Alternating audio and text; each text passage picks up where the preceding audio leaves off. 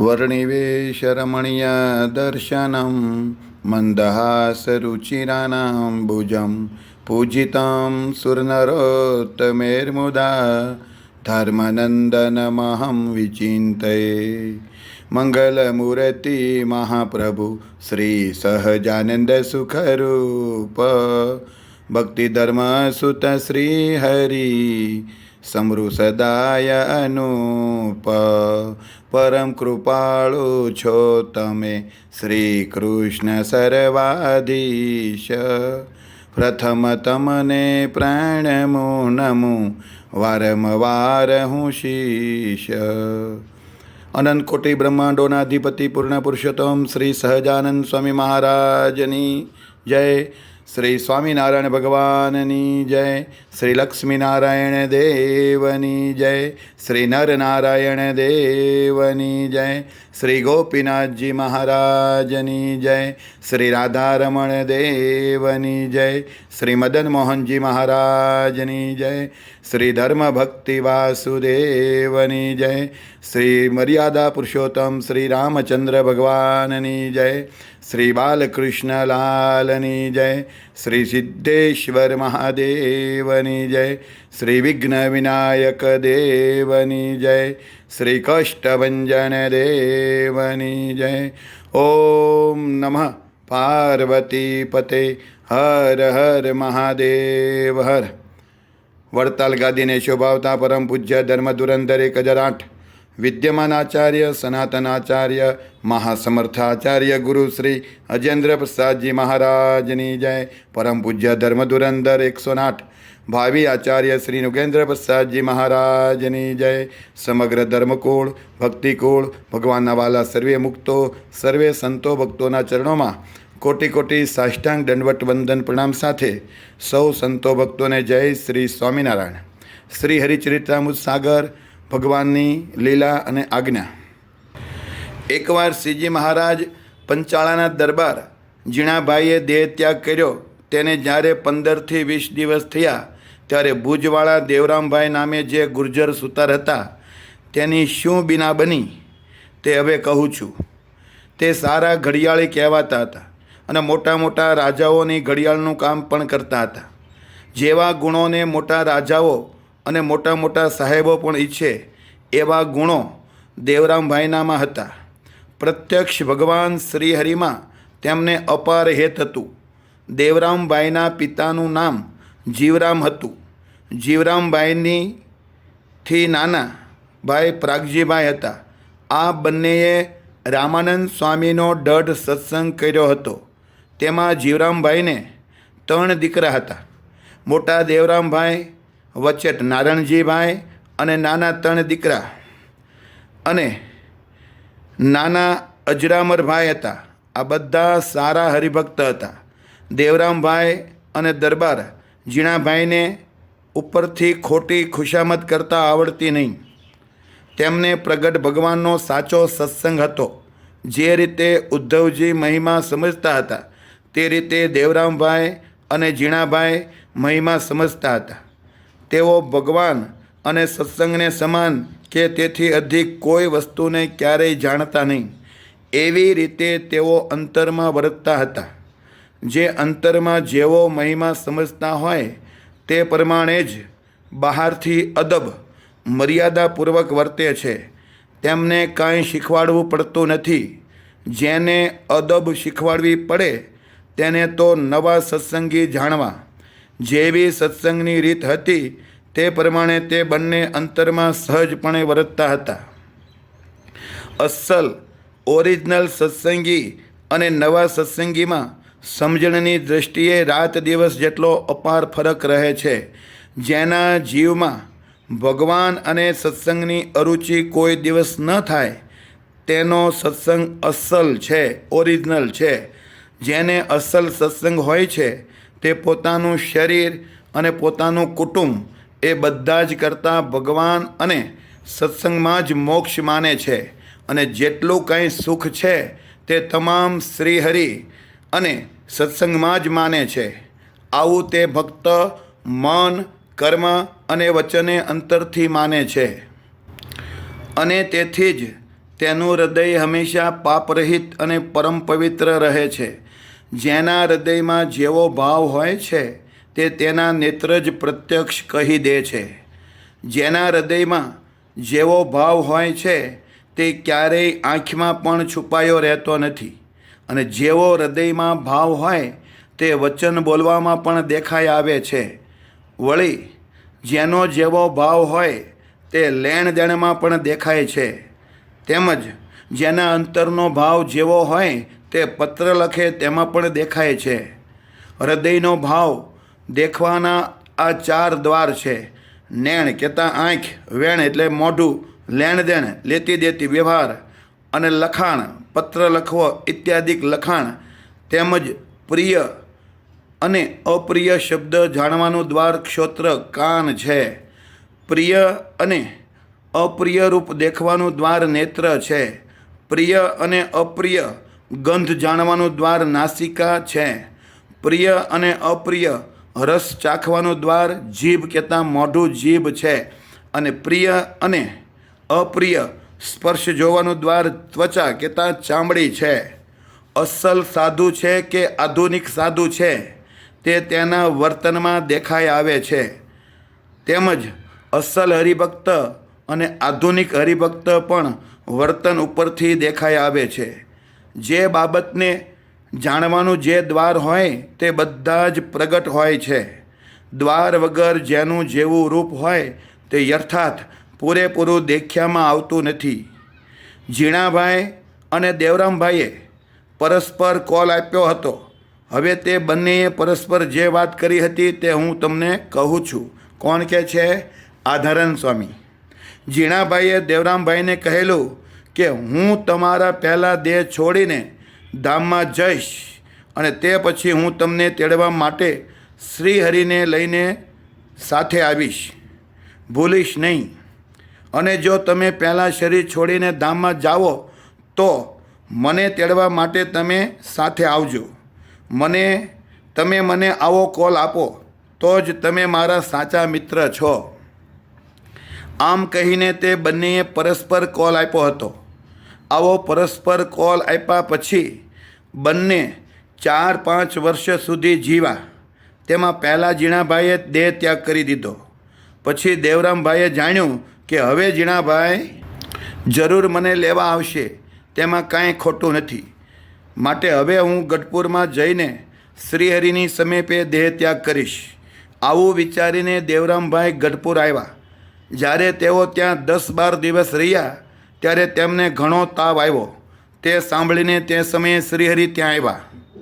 શ્રીહરિની ભક્ત વત્સલતા. શ્રીહરિએ દેવરામભાઈના હાથની નાડી જોઈને તરત કહ્યું કે કસર તો ઘણી છે. પછી 5 સંતોને તેમની સંભાળ રાખવા માટે પાસે રાખ્યા. તેમના ભાઈ જે નારણજીભાઈ હતા તેમને કહ્યું કે જે કાંઈ વસ્તુ જોઈએ તે મને કહેજો. આ રીતે દેવરામભાઈ 10-12 દિવસ સુધી બીમાર રહ્યા. જ્યાં તેમને રાખ્યા હતા ત્યાં શ્રીહરિ દિવસમાં એકવાર ઘણા ભાવથી તેમને જોવા સંભાળ લેવા માટે આવતા હતા. મુક્તાનંદ સ્વામી, બ્રહ્માનંદ સ્વામી, નિત્યાનંદ સ્વામી, શુકાનંદ સ્વામી, નિષ્કુળાનંદ સ્વામી અને પ્રેમાનંદ સ્વામી વગેરે સંતોને પણ શ્રીહરિ પોતાની સાથે ઘણા ભાવથી લાવતા હતા. આ રીતે દેવરામભાઈને દર્શન આપતા. કારણ કે શ્રીહરિ તો હંમેશા ભક્તને આધીન રહે છે. ભગવાન હંમેશા ભક્તને આધીન હોય છે, પણ કયા ભક્ત? ખરા સાચા ભક્ત હોય એને આધીન. ભક્તને શ્રીહરિ પ્રિય હોય છે અને શ્રીહરિને ભક્તો પ્રિય હોય છે. ભક્તજનો શ્રીહરિની સમાન બીજા કોઈને પ્રિય માનતા નથી. જે ભક્તને શ્રીહરિ સિવાય બીજું કાંઈ પ્રિય નથી એવા ભક્ત સમાન ચાહે તેવો ધનાઢ્ય હોય, રૂપિયાવાન હોય તો પણ તે શ્રીહરિને પ્રિય લાગતો નથી. શું કીધું? જે ભક્તને શ્રીહરિ સિવાય બીજું કાંઈ પ્રિય નથી એવા ભક્ત સમાન ચાહે તેવો ધનાઢ્ય હોય તો પણ તે શ્રીહરિને પ્રિય લાગતો નથી. પછી ઝીણાભાઈ શ્રીહરિને સાથે લઈ વિમાનમાં દેવરામભાઈને તેડવા માટે આવ્યા. તેની શોભાનો કોઈ પાર ન હતો. તે વખતે દેવરામભાઈએ નારણજીભાઈને કહ્યું કે જીણાભાઈ મને વિમાન લઈને તેડવા આવ્યા છે. પહેલી વાતમાં ટપો પડ્યો. હું કીધું મહારાજે, જે ભક્તને શ્રી હરિ સિવાય બીજું કાંઈ પ્રિય નથી એવા ભક્ત સમાન કદાચ કોઈ ગમે તેવો રૂપિયાવાળો હોય, લાખોપતિ હોય, કરોડપતિ હોય, અબજોપતિ હોય, ખરવોપતિ હોય, નિખરવોપતિ હોય, પણ ભગવાન કહે છે કે મને ભક્ત સમાન ગમે તેટલો રૂપિયાવાળો બીજો કોઈ માણસ હોય ભક્ત સિવાયનો, તો ભગવાન કે એ મને પ્રિય લાગતો નથી. રૂપિયા હોય તો શું થઈ ગયું, પણ એનામાં ભગવાન પ્રત્યેનો ભાવ ન હોય, ભગવાન પ્રત્યેની લાગણી ન હોય, પ્રેમ ન હોય, ભગવાનના વાલા સંતો પ્રત્યે, ભગવાનના વાલા આચાર્ય મહારાજ પ્રત્યે એને પ્રેમ ન હોય, લાગણી ન હોય, શ્રદ્ધા ન હોય, વિશ્વાસ ન હોય, તો ભગવાન કે કદાચ કરોડોપતિ, અબજોપતિ, ખરવોપતિ, નિખરવોપતિ ગમે તે પતિ હોય નહીં, આખા બ્રહ્માંડનું ધન એની પાસે હોય તો શું થઈ ગયું? ભગવાન કે એ મને પ્રિય નથી લાગતો. કદાચ કોઈ ઝૂંપડામાં રહેતા હોય, પતરાવાળી રૂમમાં રહેતા હોય, પણ ભગવાનને એ ભક્તને ભગવાન ગમે છે તો ભગવાનને એ ભક્ત ગમે છે. બાકી મહેલમાં રહેતા હોય ને ભગવાનને એ ભક્ત ગમે એવું નથી. હા, મહેલમાં રહેતા એ ભગવાનને ભક્ત ગમે, પણ કયા ભક્ત? જે ભક્તને ભગવાન પ્રત્યે પ્રેમ હોય તો ભગવાનને એ ભક્ત પ્રત્યે પ્રેમ હોય. પછી મનુષ્ય ચાહે ઝૂંપડામાં રહેતા હોય કે મકાનમાં રહેતા હોય કે બંગલામાં રહેતા હોય, પણ જ્યાં સુધી ભગવાનનો ભક્ત નથી બન્યો ત્યાં સુધી એ જીવ ઉપર, એ જીવાત્મા ભગવાનને ગમતો નથી. જ્યારે ભગવાનનું શરણું લેવી, ભગવાનના આશ્રિત થાવી, ભગવાનના દીકરા એવા આદિ વિદ્યમાન ભાવી આચાર્ય મહારાજને આપણે ગમી એવા જ્યારે ભક્ત થાવી, એના આશ્રિત થાવી, ધર્મકુળ આશ્રિત થાવી, તો જ ભગવાનને આપણે ગમી છીએ. ભગવાનના વાલા ધર્મકુળ આશ્રિત સંતોની સાથે હેત રાખવી, ભક્તોની સાથે હેત રાખવી, અને જેમ ભગવાન ગમે એમ જ ભગવાનના સ્થાને બેઠેલા એવા આદિ વિદ્યમાન ભાવી આચાર્ય મહારાજ ગમે, એના વાલા સંતો ગમે, એના વાલા ભક્તો ગમે, એની સેવા કરવી ગમે, એને રાજી કરવા ગમે, એને પ્રસન્ન કરવા ગમે, એને ખુશ કરવા ગમે, એ જેમ કે એમ કરવું ગમે, તો જ એ ભક્ત ભગવાનને વાલો લાગે છે. બાકી ગમે એટલું રૂપ હોય, ગુણ હોય, ગમે એટલું ધન હોય, ગમે એટલું ઐશ્વર્ય હોય, ગમે તે હોય, પણ ભગવાનને એ જીવાત્મા ગમતો નથી. પણ જ્યારે દાસાનું દાસનો દાસ થઈને ભગવાનનો ભક્ત રહે, અને કદાચ એ આ દુનિયામાં ભલે મોટો ન હોય તો ભગવાનને એ ભક્ત ગમે છે, બાકી બીજું કોઈ ગમતું નથી. તે વખતે દેવરામભાઈએ નારાયણજીભાઈને કહ્યું કે જીણાભાઈ મને વિમાન લઈને તેડવા આવ્યા છે. દેવરામભાઈના વચનને સાંભળીને નારણજીભાઈએ તેમના પ્રત્યે કહ્યું કે શ્રીજી મહારાજની મૂર્તિની સાથે જ જવાનો મનમાં વિચાર રાખો. મહારાજની મૂર્તિ અંત સમયમાં હરિભક્તને અતિશય હેત કરીને ચોક્કસ લેવા આવે છે. મૂર્તિ આવ્યા સિવાય દેહ છોડવા માટે ઉતાવળ કરશો નહીં. ભગવાન તો ભક્ત આધીન છે, માટે જરૂર આવશે, કેમ જે એ તેમનું બિરુદ છે. ત્યારે દેવરામભાઈ બોલ્યા કે જીણાભાઈ શ્રીહરિને પણ સાથે લાવ્યા છે. તે શ્રીહરિની મૂર્તિની શોભા કહી શકાતી નથી. શ્રીહરિ પોતે જ કહે છે કે હવે વિલંબ ન કરો, માટે હું શ્રીહરિની સાથે જાઉં છું. આમ કહીને દેવરામભાઈએ દેહનો ત્યાગ કર્યો અને વિમાનમાં બેસીને શ્રીહરિની સાથે અક્ષરધામ ચાલ્યા. પ્રગટ મૂર્તિ શ્રીહરિ તો ભૂમિ ઉપર વિચરણ કરી રહ્યા છે. જ્યારે દેવરામભાઈએ દેહ ત્યાગ કર્યાનું સાંભળ્યું એટલે પોતે પોતાના નિવાસ સ્થાનેથી ચાલીને સંતોની સાથે નારણજીભાઈને ઘેર આવ્યા, અને દેવરામભાઈએ જે દેહ છોડ્યો તે જોયું. જૂના ખરડામાં લખ્યું છે કે જ્યારે દેવરામભાઈને દેહ મૂકવાનો સમય હતો ત્યારે મહારાજ તેમની પાસે ઊભા રહ્યા. પછી મહારાજ કહે, જીણાભાઈ, દેવરામ અને પીપળાવના પ્રભાશંકર એ 3 સરખા મુક્ત છે. પછી ગઢપુરમાં મહારાજે દેવરામભાઈ અને પ્રભાશંકર આ બંનેને પણ જીણાભાઈની પેઠે પાસે ઊભા રહીને દેહ મુકાવ્યા હતા. પછી તેમના શરીરને નવડાવી કેસરયુક્ત ચંદનનો શરીરમાં લેપ કર્યો. ફૂલના હાર પહેરાવીને તે વખતે તેમને વિમાનમાં બેસાડ્યા. પછી શ્રીહરિએ તેમને ઓઢાડવા માટે પોતાનો સુંદર રેટો મગાવીને વિમાન ઉપર ઓઢાડી દીધો. પછી શ્રીહરિએ સૌ સંતોને કહ્યું કે તમે ઝાંઝ મૃદંગ વગાડીને પ્યારથી ઉત્સવ કરતાં કરતાં ગામની રાજબજારમાં ચાલો. તમારી સાથે અમે પણ ચાલીએ છીએ. ઉન્મદ ગંગાના સીમાડાને આરે ચાલો, ત્યાં જઈને અગ્નિ સંસ્કાર કરવાનો છે. પછી પ્રભાશંકર અને દેવરામભાઈ આ બંનેની સાથે પાલખીઓ બનાવરાવી અને શ્રીજી મહારાજ ભેગા દેન દેવા સાથે ગયા અને એક ચેહમાં જ બંનેના અગ્નિ સંસ્કાર કરાવ્યા. એક સાથે જ બંનેને અગ્નિ સંસ્કાર આપ્યા. શ્રીહરિએ જેમ કહ્યું તેમ સૌએ કર્યું. પછી ઉન્મદ ગંગામાં સ્નાન કરીને ગઢપુર ગામમાં પાછા આવ્યા. જ્યારે શ્રીહરિ ઉન્મદ ગંગાથી ગઢપુરમાં આવ્યા ત્યારે લૌકિક રીત કરવા માટે જીવા ખાચર પોતાના ભાઈ મૂળુ ખાચરની સાથે આવ્યા. તેઓ બીજો પણ સમાજ સાથે લાવ્યા હતા. જીવા ખાચરની પાટીના વિસ્તારના જેટલા મોટા મોટા વણિક હતા તે પણ લૌકિક રીત કરવા માટે સાથે આવ્યા. દાદા ખાચરની પાટીના પણ મોટેરા વણિક વેપારી લૌકિક રીત કરવા માટે આવ્યા. જ્યારે લૌકિક રીત પ્રમાણે તેઓ પરસ્પર બોલવા લાગ્યા કે હે ભાઈ, કોઈનું મોત ટળતું નથી. આ બ્રહ્માંડ જેવાનો પણ નાશ થાય છે, માટે સૌના માથા પર મોતનો ત્રાસ તો રહેલો જ છે. જે કોઈ દેહધારી છે તેને મૃત્યુ ક્યારેય છોડતું નથી. કોઈ જીવ ગમે તેવા શરીરમાં પ્રવેશ કરીને રહે પણ તે શરીરની સાથે જ મૃત્યુ રહ્યું હોય છે, પરંતુ તે જીવને દેખાતું નથી. કોઈ જીવ ગમે તેવા શરીરમાં પ્રવેશ કરીને રહે પણ તે શરીરની સાથે જ મૃત્યુ રહ્યું હોય છે, પરંતુ જીવને તે દેખાતું નથી. આવું લૌકિક રીત પ્રમાણે આવેલા લોકો પરસ્પર બોલતા હતા. આ રીતે લોકો દાદા ખાચરના દરબારમાં આવતા હતા. ત્યારે શ્રીહરિ ઓરડાની ઓસરીએ પલંગ ઉપર બેસતા હતા અને જે લોકો આવતા તે શ્રીહરિને પગે લાગતા. જીવા ખાચર આદિક જે આવ્યા હતા તે શ્રીહરિની સમીપે બેઠા. મુક્તાનંદ સ્વામી આદિક સંતો પણ શ્રીહરિની સમીપે બેઠા. દેશ દેશના જે હરિભક્તો હતા તે પણ શ્રીહરિની સમીપે બેઠા.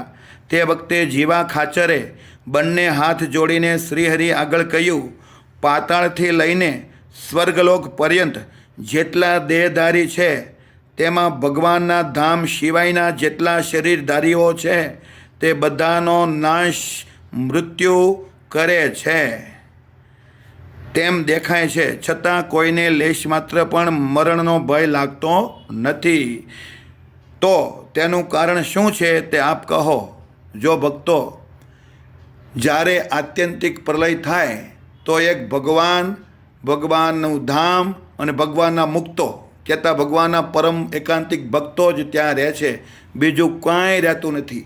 અનંત કોટી બ્રહ્માંડોનો નાશ થાય છે. 14 લોકનું એક બ્રહ્માંડ, એવા અનંત કોટી જેનો અંત ન આવે એટલા કરોડો બ્રહ્માંડ છે. એ બ્રહ્માંડનો અવશ્ય નાશ થાય છે, એ કાંઈ રહેતું નથી. બધા જ બ્રહ્માંડના જીવો મહામાયામાં લીન થઈ જાય છે અને મહામાયા એક અક્ષરધામમાં એક વિભાગમાં રહે છે. અને પછી મહારાજને જ્યારે સંકલ્પ થાય વળી બ્રહ્માંડોની ઉત્પત્તિ થાય અને પછી બધા જીવ જે આરામ કરેલા હોય બધા જીવ પાછા કર્મફળ પ્રમાણે વળી પાછા સૌની યોનિમાં વ્યા જાય છે. ત્યારે શ્રીહરિ શાસ્ત્રના મતને અનુસારે બોલ્યા કે શાસ્ત્રના મત સિવાય બોલવામાં સાર હોતો નથી. શાસ્ત્ર સત્ય વાતને કહે છે અને જે સત્પુરુષો છે તેમણે શાસ્ત્રોને રચ્યા છે. સત્પુરુષોએ રચેલાનું જ નામ શાસ્ત્ર કહેવાય છે. અસત્પુરુષે રચેલાનું નામ શાસ્ત્ર કહેવાતા નથી, અસતશાસ્ત્ર કહેવાય છે. ભગવાને રામ અને કૃષ્ણ આદિક અવતારો ધર્યા છે. તે અવતારોને જે પ્રેમ શ્રદ્ધાથી માને છે તેને સત્પુરુષ કહેવાય છે. હરિસ્મરણનો મહિમા. જે કોઈ પણ બહાને ભગવાનનું રાત દિવસ સ્મરણ કરતા રહેવું. 9 ભક્તિ ભગવાને કીધી છે, એમાંથી કોઈ પણ ભક્તિ ચાલુ રાખવી. હું કીધું, જે કોઈ બહાને ભગવાનનું રાત દિવસ, જો જે રાતને છોડી નથી, રાત દિવસ ભગવાનનું અખંડ સ્મરણ કરતા રહેવું. જેટલી ઘડી ભગવાનને સંભાળે છે તેટલી ઘડીને કાળ કરોડો કલ્પ વીતી જાય તો પણ નાશ કરવા સમર્થ થતો નથી. હું કીધું ભગવાને કે જેટલી ઘડી જેટલો સમય ભગવાનને કોઈ સંભાળે છે તેટલી ઘડીને કાળ એટલા સમયને કાળ કરોડો કલ્પ વીતી જાય તો પણ નાશ કરવા સમર્થ થતો નથી. ભક્તિની આટલી તાકાત છે. માટે હે વાલા ભક્તો, ભગવાનનું ખૂબ ભજન કરવું. શ્રીજી મહારાજે કીધું સત્સંગ અને ભક્તિ થકી કોઈ કલ્યાણકારી સાધન નથી. માટે ભગવાન કે હું તે ભગવાન છું અને સત્સંગ એ પણ હું છું. માટે જે ભગવાનને સંભાળે છે તેનું આવું ફળ થાય છે. જે જેટલા ભગવાનને સંભાળે છે તે તેટલું સુખ પામે છે. આ દુનિયામાં જેને જેટલું કાંઈ સુખ છે તે ભગવાનની સ્મૃતિ રાખવાના ફળ રૂપે જ દેખ્યામાં આવે છે. કોઈ એમ કે આ લોકમાં તો આ જીવ તો બહુ પાપ કરે તો પણ કેમ સુખી છે? તો એને પૂર્વમાં ભગવાનને કે ભગવાનના કોઈ વાલા સંતો ભક્તોને કંઈ ને કંઈ કોઈને ઓછા વધતા પણ રાજી કર્યા છે, સુખી કર્યા છે. એના આત્માને શાંતિ થાય એવું કોઈ કાર્ય કર્યું છે, કોઈ શુભ કર્મ કર્યું છે, એનું ફળ એ આ લોકમાં આ જન્મે ભોગવે છે. કદાચ આ જન્મે કોઈ કુસંગના યોગે કરીને પાપ કરતો હોય પણ એની પૂર્વની કમાણી સારી છે એ અત્યારે ભોગવી રહ્યો છે.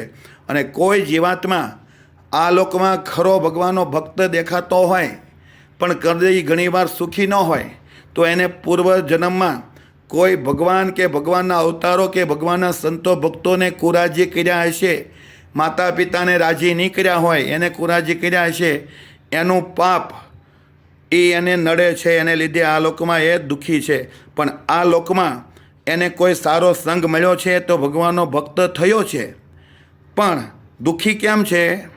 તો કાં ભગવાનની આજ્ઞા લોપે છે તો દુઃખી છે, અને કાં એને પૂર્વનું કોઈ એવું અશુભ કર્મ થઈ ગયું છે, પાપ થઈ ગયું છે, એને એ ભોગવવું પડે છે. માટે જેટલા ભગવાનના ભક્ત હોય એને ભગવાન પાસે આપણે એમ માગવી, હે મહારાજ, મારાથી જાણે અજાણે મન કર્મ વચને કોઈ પણ સમયે કોઈ પણ કાળે કોઈ પણ ક્રિયામાં કોઈ પણ અવતારોમાં ગમે તે જન્મે નાની મોટી મારાથી કાંઈ ભૂલ થઈ ગઈ હોય, તમારો કે તમારા સંતો ભક્તોનો કે તમારા સ્થાને બેઠા લેવા આચાર્ય મહારાજ કે કોઈ પણ સંતો કે કોઈ પણ ભક્ત, કોઈ પણ જીવાત્મા, કોઈ દેવ દેવી કે દેવતાઓનો કે કોઈ મનુષ્યનો, કોઈ બ્રાહ્મણનો કે ગાયનો, કોઈ પશુ પક્ષીનો કાંઈ પણ ભૂલ દ્રોહ અપરાધ પાપ ગુના થયા હોય તો એ મહારાજ મને ક્ષમા કરજો, મારી ઉપર રાજી થઈજો અને મને હે ભગવાન એવી સદબુદ્ધિ આપો, હે ભગવાન એવું મને જ્ઞાન આપો, હે ભગવાન એવું ધર્મ સહિત ભક્તિ આપો, ધર્મ સહિત જ્ઞાન આપો, મહિમાએ સહિત મને ભક્તિ આપો અને સત્સંગની સેવા કરવાનો લાભ આપો. તો એવી રીતે ભગવાન પાસે આપણે ક્ષમા માગવી તો પૂર્વમાં કરેલું જે પાપ હોય તો ભગવાન કૃપા કરે તો એ પાપ પણ બળી જાય છે. ભગવાનનો દૃઢ આશરો રાખવો, ભગવાનની આજ્ઞા પાળવી, ન્યાય નીતિને ધર્મ પ્રમાણે ચાલવું અને ખૂબ ભજન કરવું, ખૂબ સત્સંગ કરવી તો ભગવાન અવશ્ય આપણી ઉપર કૃપા કરે છે. તો આપણે આ જીવાત્માને વળગેલા જે કંઈ પાપ હોય, દ્રોહ હોય, અપરાધ હોય એ ભગવાન જરૂર ક્ષમા કરે છે અને સદબુદ્ધિ આપે છે. તો બીજી વાર આપણાથી ભૂલ ન થાય, દ્રોહ ન થાય, અપરાધ ન થાય એવી ભગવાન આપણને એવી શક્તિ આપે, એવું જ્ઞાન આપે તો બીજી વાર પછી ધ્યાન રાખવું પડે અને ભગવાનના વાલા સંતો ભક્તોને રાજી કરવા પડે. તો જ આ શરીરે, આ દેહે અંત સમયે નિર્વાસનિક થઈને ભગવાનના ધામમાં જરૂર પહોંચી જઈશું. મહારાજ શું કહે છે? જે ભગવાનને સંભાળે છે તેનું આવું ફળ થાય છે. જે જેટલા ભગવાનને સંભાળે છે તે તેટલું સુખ પામે છે. આ દુનિયામાં જેને જેટલું કાંઈ સુખ છે તે ભગવાનની સ્મૃતિ રાખવાના ફળ રૂપે જ દેખ્યામાં આવે છે.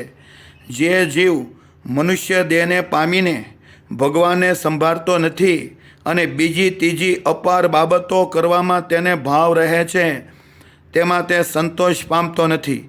પરંતુ તેને પછીથી જેટલું કાંઈ દુઃખ થાય છે તે ભગવાન નહીં સંભાળી બીજું બધું કર્યાનું જ ફળ છે.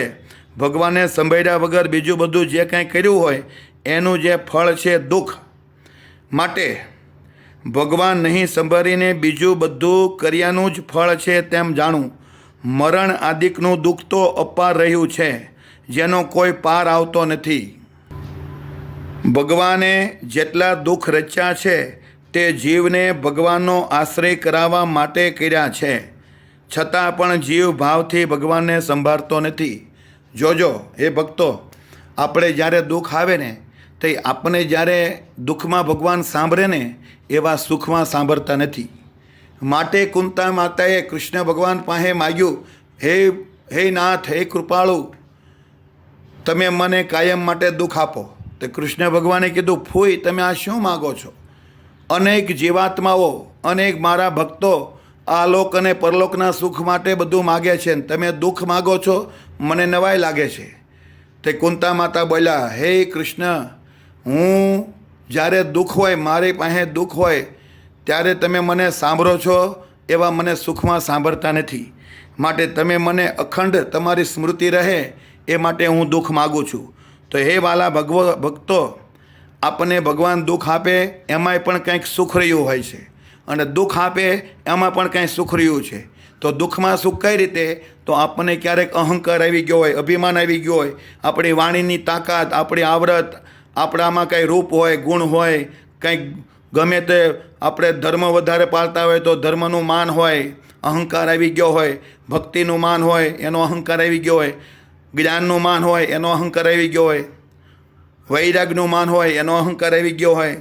તો ધર્મ, ભક્તિ, જ્ઞાન ને વૈરાગ આદિક જે કંઈ ગુણો હોય એનું કંઈક પણ માન આવી ગયું હોય, એને લીધે ભગવાન માન ઉતારવા માટે, અહંકાર ઓગાળવા માટે ભગવાન દુઃખ આપતા હોય છે. બાકી ભગવાનના આપણે સંતાન છીએ, ભગવાનના આપણે ભક્ત છીએ, ભગવાનના આપણે દીકરા છીએ, ભગવાનના આપણે દાસ છીએ. તો ભગવાન કોઈ દી આપણને દુઃખ આપે નહીં. આપણે આપણા દીકરાને કોઈ દી દુઃખી કરવી છીએ? નથી કરતા. તો ભગવાન આપણને દુઃખી કરે? ન કરે. શું કામ ન કરે? જેમ આપણે આપણા માતા પિતા, પુત્ર, પરિવાર, પત્ની માટે પુરુષ, પતિ જેમ વાલા છે, પુત્ર પરિવાર વાલું છે, એમ ભગવાનને આપણે વાલા છીએ. આપણે આખી દુનિયા, તમામ જીવ ભગવાનનું સંતાન છે, ભગવાનના ભક્ત છે, ભગવાનના સંતાન છે. તો ભગવાન કોઈ દી દીકરાને, પુત્રને, શિષ્યને, દાસને દુઃખ આપે નહીં. પણ દુઃખ આપવાનું કારણ એક છે, ભગવાનની આજ્ઞા લોપવાનું કારણ. બીજું અહંકાર, માન આવી ગયું હોય એને લીધે ભગવાન માન ગાળવા માટે, અહંકાર ઓગાળવા માટે દુઃખ આપતા હોય છે. તો મહારાજ કહે છે, ભગવાને જેટલા દુઃખ રચ્યા છે તે જીવને ભગવાનનો આશ્રય કરાવવા માટે કર્યા છે, છતાં પણ જીવ ભાવથી ભગવાનને સંભાળતો નથી. એ જ આપણી મૂર્ખાઈ છે. આવો યોગ મળ્યા પછી જો ભગવાન ન સાંભળે તો પછી આવો યોગ ક્યાં મળે? આ બ્રહ્માંડમાં ભારત દેશ જેવો બીજો દેશ ક્યાં મળે? આ બ્રહ્માંડમાં ગુજરાત જેવું રાજ્ય ક્યાં મળે? આ બ્રહ્માંડમાં દ્વારકા, સોમનાથ, ગઢડા, વડતાલ, ધોલેરા, જુનાગઢ, અમદાવાદ, ભુજ આદિ તીર્થો, ધામો જે છે એવા ધામો ક્યાં મળે? અને સુરત ધામ છે, આવું સુરત ધામ ક્યાં મળે? તો અહીંયા સહેજે ભગવાનનો, ભગવાનના સંતોનો, ભગવાનના ભક્તોનો, શાસ્ત્રનો, દાનવીરનો, શૂરવીરનો, આ બધાએ ભગવાનના ભક્તનો આપણે સહેજે યોગ થાય છે અને સુખ શાંતિ મળે એવો આ યોગ છે. અને એ યોગને પામ્યા પછી આપણે ઊંઘ, આળસ રાખવી છીએ, પ્રમાદ રાખીએ છીએ, જે કરવાનું કરતા નથી, નથી કરવાનું કરીએ છીએ, એને કહેવાય પ્રમાદ. તો પ્રમાદ હોય, ઊંઘ, આળસ હોય, એને લીધે આપણને ભગવાનનો યોગ મળ્યા છતાં એ યોગનો લાભ લઈ શકતા નથી. એ જ આપણી મૂર્ખાઈ છે. પછી આવો યોગ વારંવાર ભગવાન આપશે નહીં. ભગવાનને એમ થશે, તને મેં આવો યોગ આપ્યો તો તું નકરું હુવામાં જ રહ્યો, નકરું ખાવામાં જ રહ્યો, નકરું ફરવામાં જ રહ્યો, નકરું જોવામાં જ રહ્યો, ન સાંભળવાનું સાંભળવામાં રહ્યો, ન અડવાનું અડવામાં રહ્યો, ન ભોગવવાનું ભોગવવામાં રહ્યો. હવે તને હું આ સુખ આપીને આપું? હવે જ્યાં બીજી યોનિઓમાં જા દુઃખ ભોગે. પછી કૂતરા, બિલાડા, કાગરા, ભૂંડડા આદિ કેટલા જન્મ, અનેક યોનિમાં અનેક પશુ પક્ષી રીતે આપણે જીવ આપણે એ યોનિમાં જઈને દુઃખ ભોગવવું પડે છે, પછી બીજી વાર આવો યોગ આપતા નથી. પછી ભગવાને એમ કહે છે તું કૃતજ્ઞ છો, તને સારો યોગ આપ્યો છતાં તું નકરું હુવામાં જ રહ્યો, નકરું ખાવા પીવામાં જ રહ્યો ને હરવા ફરવામાં રહ્યો, તે 24 કલાકમાં 24 મિનિટે સત્સંગ ન કર્યો, હવે તને આવો યોગ આપવો નથી. પછી વાલા ભક્તો આવો યોગ વારંવાર ભગવાન ન આપે, એટલે આ વખતે આ યોગ આપ્યો છે તો આ યોગને વધાવી લેવો.